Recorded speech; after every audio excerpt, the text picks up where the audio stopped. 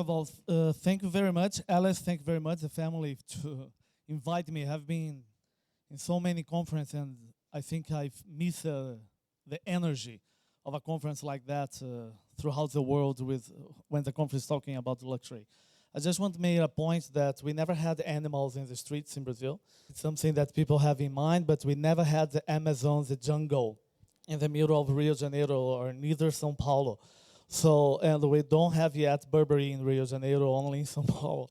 So we are just like moving to that.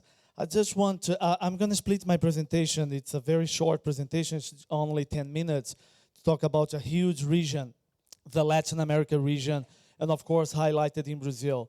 I'm going to split in three major, I would say, major reflections. First, what we used to have in mind about Latin America and Brazil, the luxury boost that has happened in the region, mainly in Brazil.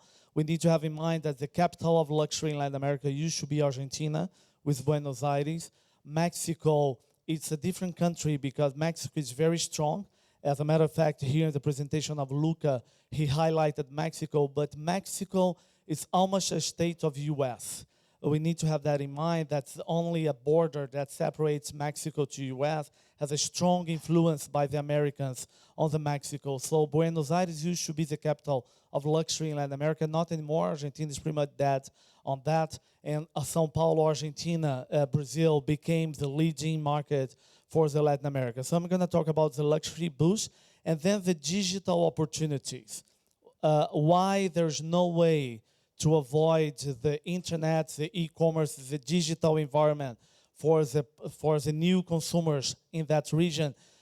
Very briefly, to pinch your brain, half of the population of Brazil, we are talking about the largest country of that part of the world, half of the population of Brazil is between 15 to 35 years old. Half of the population of Brazil. So 20 years from now, pretty much half of the country will be still under 50 years old. When we compare to European countries, it makes really Brazil to stand up on the map on that. So what we used to have in mind in Latin America was a region absolutely full of like poor people, misery, a lot of political problems, a lot of economic problems. So we never really happened as a global consumers. That was never the case. Every time that we used to talk about Latin America, we were talking about problems, economic, really devastated situation, poor people, misery. All of that was really very much related to Latin America. Now, what has happened in the last 25 years, and mostly in the last 10 to 15 years, a stabilization has happened in the country, pretty much in the region. Now we have countries that is really raising the bar of wealthiness and producing a new level of wealthiness there. A lot of people still have in mind that Colombia, that a country that was devastated by the drug problems, Colombia now is a rising star of Latin America. For brands like Italian brands like Ferragamo, a very traditional luxury brand, after Mexico and Brazil, Colombia will be the best market in the region for a brand like Ferragamo. So we are talking about a country like Colombia that has changed dramatically the way that we used to understand Colombia. Or Peru. Peru was a country that everybody in the world only knew Peru because of Machu Picchu. And that was something that the whole world knew. Now the whole world knows Peru because of the food. And the food, the gastronomy has changed Peru into a very dynamic, I would say, economic situation right now. As a matter of fact, Colombia and Peru, they're leading the economic growth of the region more than Mexico and Brazil. So a lot of that has happened. And employment. We are dealing in a world crisis unemployment problem. When we look to, I would say, countries like Spain or Greece or Portugal here in Europe, we're going to have a full generation of people that they have never worked in their life because they did not have opportunities. Now we are talking a full-time employment in countries like Brazil. We have an employment level now of less than 4%. 4%. And we used to have 22% of unemployment. So we're talking about a lot of employability. So when we look ahead, everything has changed. The Latin America became global travelers. Brazilians became like global travelers and global consumers. When we look to the major luxury goods, Brazilians will be among the 5 best consumers for some of the brands, like brands that have an enormous appealing for the Brazilians, like Gucci, like Prada, like Louis Vuitton, and so on. I just need to go back a little bit. So Brazil is not alone. It's a part of a region that has changed a lot in the last 10, 12 years, and there's a lot of highlights happening there. Going only to specifically talk about Brazil for a while, what makes Brazil so cool? It's a free spirit. It's a free adventure. Brazilians, there is a huge change between the emerging markets like the Chinese, like the Indians, like the Russians. Brazilians is all about having a good time. It's a pleasant time. Brazilians appreciate to buy. There's no other, I would say, major driver for that. It's about having fun. It's an adventure of that. So when we look to Brazil right now, the first thing that I always like to, I would say, advise and alert the entrepreneurs, the luxury brands, the investors in Brazil, is what I call the fight between the potential and the reality. Brazil is indeed a huge country and a lot of opportunity there, but it's one of the most complex countries in the world. Very expensive, very onerous, very bureaucratic, and makes the life to be very difficult on a daily basis. So everybody always has huge expectations in Brazil. By the end of the day, it takes a long time to get the results in Brazil, not because you don't have the energy to buy, but there's a lot of obstacles that happens on a daily basis in Brazil that makes the reality to be very complicated. But have that in mind. We are talking about not only about a young country in terms of consumption level. We only became a democratic country and open to a foreign market in the last 24 years. It's only 2 generations of a decade that Brazil has opened somehow, because I don't think Brazil is an open market, but somehow we have opened our market to the world only 2 decades ago. We are very young in terms of consumption level. So when we look to the future basis, and that's one of the major things, what makes the companies and the investors to still keep beliefs in Brazil, because the future shows something like that. A young generation, just have in mind that if we have the internet that's only 22 years old, not more than that, the first generation born into the internet momentum, they will start to work right now in Brazil. So it's a very young country with a very young audience when we look ahead. Brazil will become even though our growth, economic growth is very modest right now, I would say lower than China. So we are talking about 2 to 3%, which makes a little bit complicated for us. But Brazil, even though keeping a growth of 2% only, we're going to overtake in France and the UK. And Brazil will become the 4th largest economy in the world. So we are talking about something that is huge. We're talking about something that will change a lot in the years to come, because the domestic market, 200 million people, it's huge, and there's a lot of new production of wealthiness there. Luxury market has kept the growth. We never grew like China, but we have been leading the growth. Our luxury survey, it's very, I do the luxury survey for many years in Brazil for the last 7 years. It's different from the way that some of the consulting companies are doing in Europe, because they only consider the fashion, the apparel, and in Brazil we consider the cars, the helicopters, the private planes, and so on. Growth tremendously in the previous years. We have really changed everything in the way that we understand the luxury market there, and that's the result. In only 5 years, and not more than that, over 62 international luxury, premium, prestigious brands arrived in Brazil. We are making about that before 2009, We only had a very few brands working in Brazil.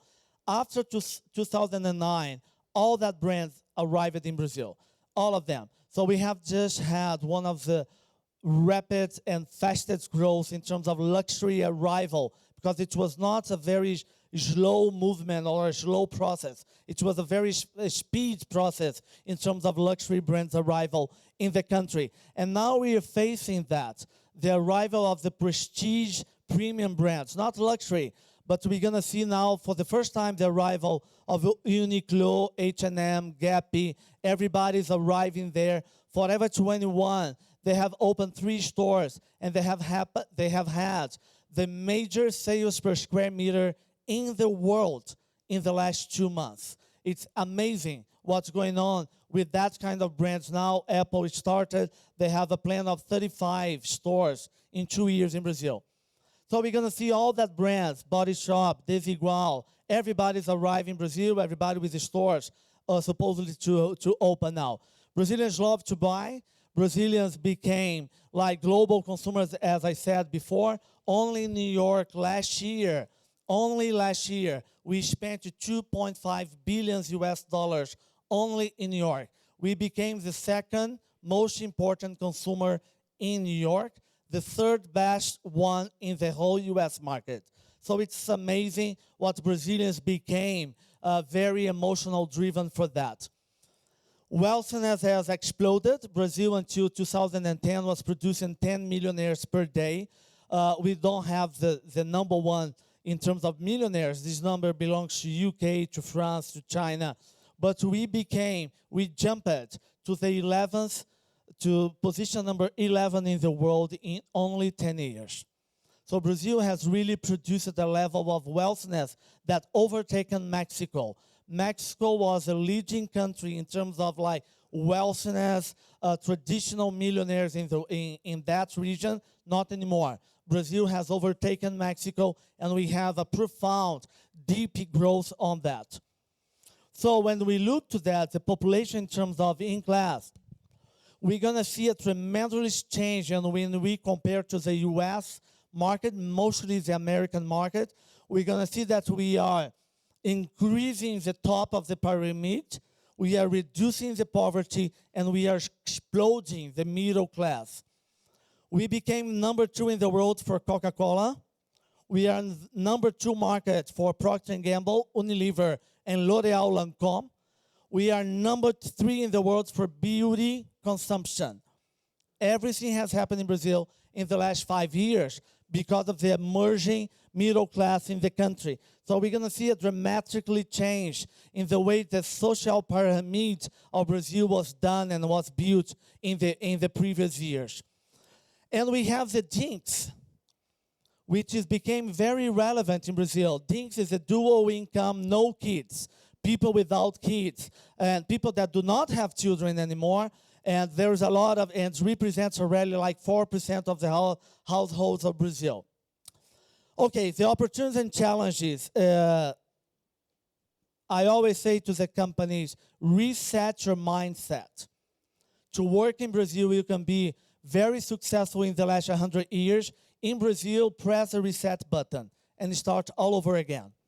It's about really looking into an expansion opportunity, not only in São Paulo and Rio, as the presenter was saying, but we're talking about a huge domestic market, northeast countryside, 200 million inhabitants with a huge growth of wealthiness.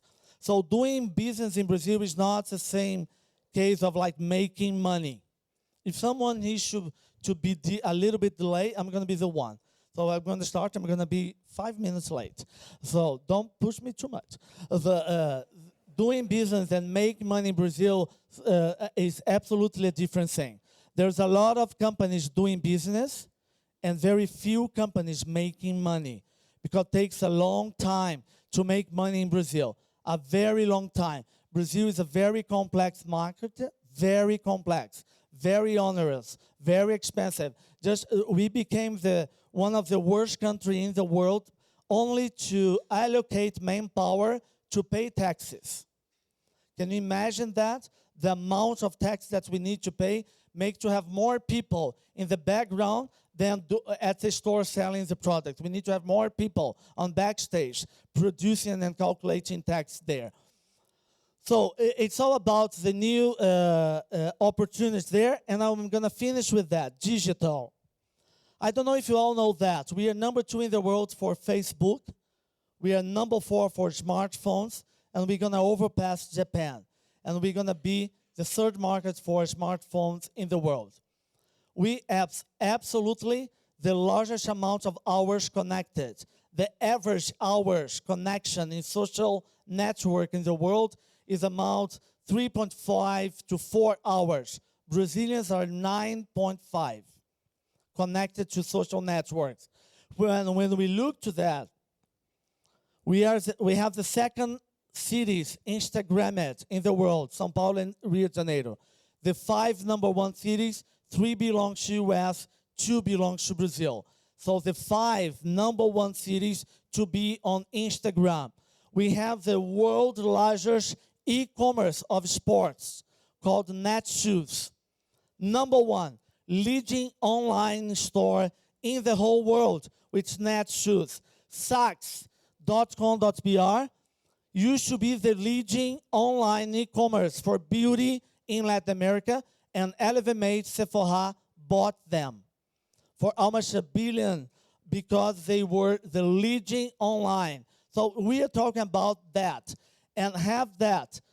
The growth, Brazil represents almost 50% of the online traffic of the Latin America region. So when we look to that, all the numbers on the digital, online, e-commerce in Brazil is really a lot, almost 50% of the whole region of the Latin America, where we have Mexico. So when we look to the social network sites, Brazil is like leading market on that.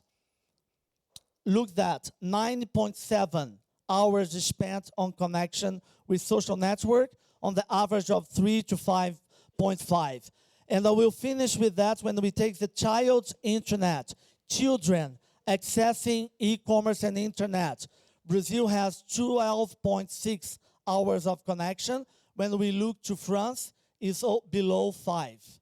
So we are really talking about a digital world in all of that. Thank you so much.